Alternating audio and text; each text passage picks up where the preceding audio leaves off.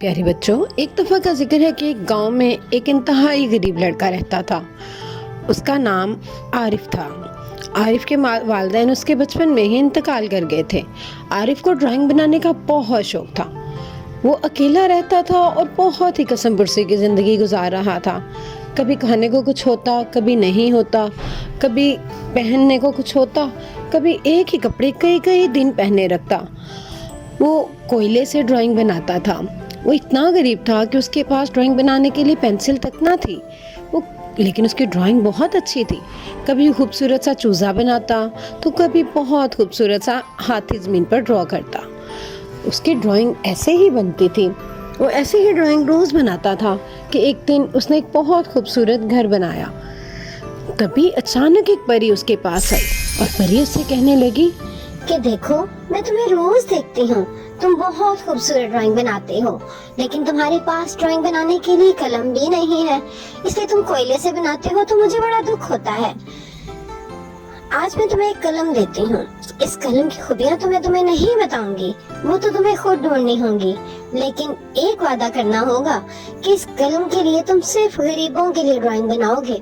नहीं अलावा ये कलम सिर्फ और सिर्फ गरीबों के लिए इस्तेमाल करोगे, और अगर कभी मेरी जरूरत पड़े तो इसी कलम के जरिए मुझे भी बुला लेना। एक बात याद रखना, इसका इस्तेमाल जरूरत से ज्यादा तुम कभी भी नहीं कर सकते। कभी भी कोई ऐसी चीज तुम नहीं बना सकते जो किसी की जरूरत से ज्यादा हो। ये कहकर परी फौरन गायब हो गई। उसने उसी टाइम कलम से जमीन पर एक बिल्ली बनाई। वो तो सोच भी नहीं सकता था कि ये कलम क्या है, इसकी खूबियाँ क्या हैं। जैसे ही उसने बिल्ली बनाई, वो एक खूबसूरत जिंदा बिल्ली बन गई जो म्याऊं म्याऊं करती उसके पास खड़ी हो गई। वो तो बहुत हैरान हुआ, यानी इस कलम से जो भी बनाऊंगा वो जिंदा हो जाएगा। उसने फ़ौरन से एक बिरयानी की प्लेट बनाई। बड़े दिनों से तो उसका बिरयानी खाने को दिल कर रहा था, लेकिन उसकी जेब कभी भी इजाज़त ना देती थी। और जब वो बिरयानी की प्लेट सचमुच की बिरयानी बन गई तो वो बहुत हैरान हुआ और खुशी से उछल पड़ा। उसने तो खूब पेट भर के वो बिरयानी खाई। अब उसे समझ में आ रहा था कि उस परी ने उसको पेन किस मकसद के लिए दिया है। खैर, उसने उस वक़्त अपने लिए ढेर सारे कपड़े और ढेरों अनाज बना लिया। जैसे ही उसने अनाज की तस्वीर बनाई, कपड़ों की तस्वीर बनाई, तो वो थोड़ी ही देर में असली कपड़े और असली अनाज में तब्दील हो गया। वो ये देख के हैरान तो हुआ, लेकिन बहुत खुश हुआ। वो ढेर सारे कपड़े उसने अपने लिए महफूज कर लिए और वो ढेर सारा अनाज भी। अब उसको अपने खाने पीने की कोई फिक्र ना रही थी। वो जानता था कि वो जब मर्जी उस कलम से अपनी मदद कर सकता है, लेकिन अब उसको गरीबों की मदद करना थी। अब वो जब भी किसी को ज़रूरतमंद देखता, उसकी ज़रूरत के मुताबिक उसको वो चीज़ बना देता।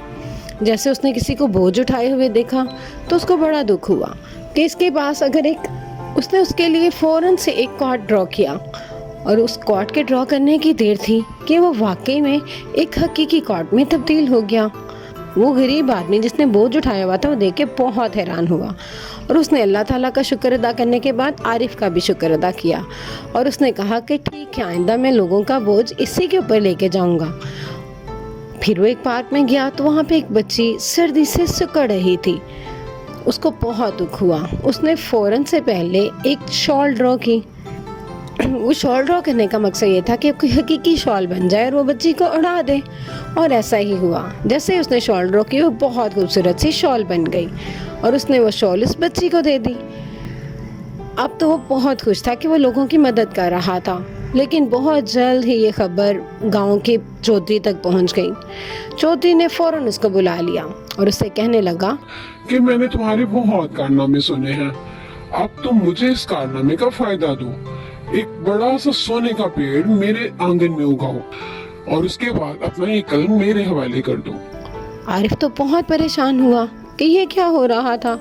उसने कहा कि ये तो मैं आपके लिए कभी भी नहीं कर सकता, क्योंकि ये कलम सिर्फ और सिर्फ गरीबों के लिए ही इस्तेमाल हो सकता है। मैं इस कलम से आपको कोई फायदा नहीं पहुंचा सकता। तो चौधरी बहुत गुस्सा हुआ। उसने कहा, तुम कैसे मेरी बात नहीं मानोगे, मुझे दो ये कलम। उसने कलम पकड़ा और खुद एक ज़मीन पर एक पेड़ ड्रॉ किया। उसने ज़मीन पर पेड़ इसलिए ड्रॉ किया था कि वहाँ पे एक सोने का पेड़ बन जाए। वो चाहता था कि वहाँ पे एक सोने का पेड़ बने और वो उससे जब मर्जी सोना तोड़े बेचे और बहुत अमीर हो जाए। आरिफ ने कहा, ज्योति साहब आप तो पहले ही बहुत अमीर हैं, आपको किसी चीज की जरूरत नहीं, आप ये मत करें।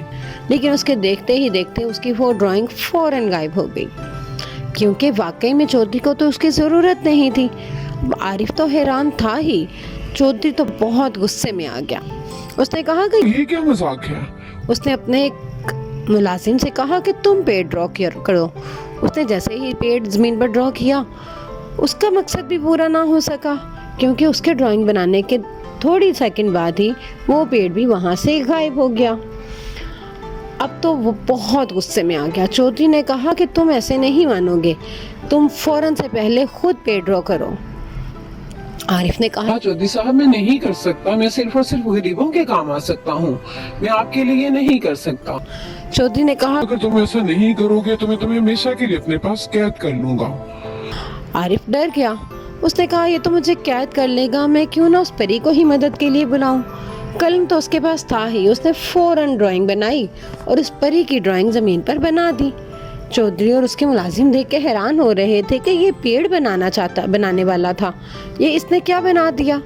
अभी वो ड्राइंग पर गौर कर ही रहे थे कि वहाँ पे सचमुच की परी आ गई। मुलाजिम तो देख के फौरन डर के पीछे हट गया। चौधरी भी बहुत हैरान हुआ कि ये क्या हो गया। परी उससे कहने लगी, चौधरी साहब आप गलत इस्तेमाल करना चाहते हैं इस कलम का। ये कलम इसलिए बिल्कुल नहीं है कोई इसका नाजायज फायदा उठाए, बल्कि ये सिर्फ और सिर्फ गरीबों और जरूरतमंदों की जरूरत पूरी करने का एक जरिया है। आरिफ की नीयत अच्छी थी, वो सच्चा इंसान है, इसीलिए तो ये तोहफा उसे मिला। ये कभी भी किसी बेईमान या मतलबी आदमी के हाथ में नहीं चल सकता। आप सिर्फ खुद गर्ज होके अपना ही सोच रहे हैं, इसलिए ये कलम कभी भी आपको फायदा नहीं पहुंचाएगा। बल्कि आरिफ भी चाहे तो वो आपको फायदा नहीं पहुंचा सकता, इसलिए आरिफ को छोड़ दीजिए, इसमें उसका कोई कसूर नहीं है। बल्कि आप अपनी नीयत को ठीक करें, वरना याद रखें जो गरीबों को फायदा पहुंचाता है वो अमीरों को नुकसान भी पहुंचा सकता है। अब चौधरी दिल ही दिल में खूब शर्मिंदा हुआ और उसने परी से और आरिफ दोनों से माफी मांगी और कहने लगा कि एक छोटा बच्चा कितना अच्छा इंसान है और दूसरों के लिए कितनी मेहनत करने वाला है, जबकि मैं कितना अमीर और बड़ा आदमी होके अपने लिए सोचता हूँ और सिर्फ अपने ही फायदे के लिए बात करता हूँ। उसने कहा कि मैं बहुत शर्मिंदा हूँ, मुझे माफ कर दो और आइंदा कभी भी ऐसा नहीं होगा, बल्कि अगर तुम्हें भी कभी मेरी जरूरत पड़े तो मैं हाजिर हूँ। अब आरिफ बहुत खुश हुआ और इस तरह से परी ने उसकी मुसलसल मदद की। तो बच्चों, आपने देखा कि मदद सिर्फ उस इंसान की होती है जो दूसरों के काम आना जानता है। जो सिर्फ अपने बारे में सोचते हैं उनका कभी भला नहीं होता।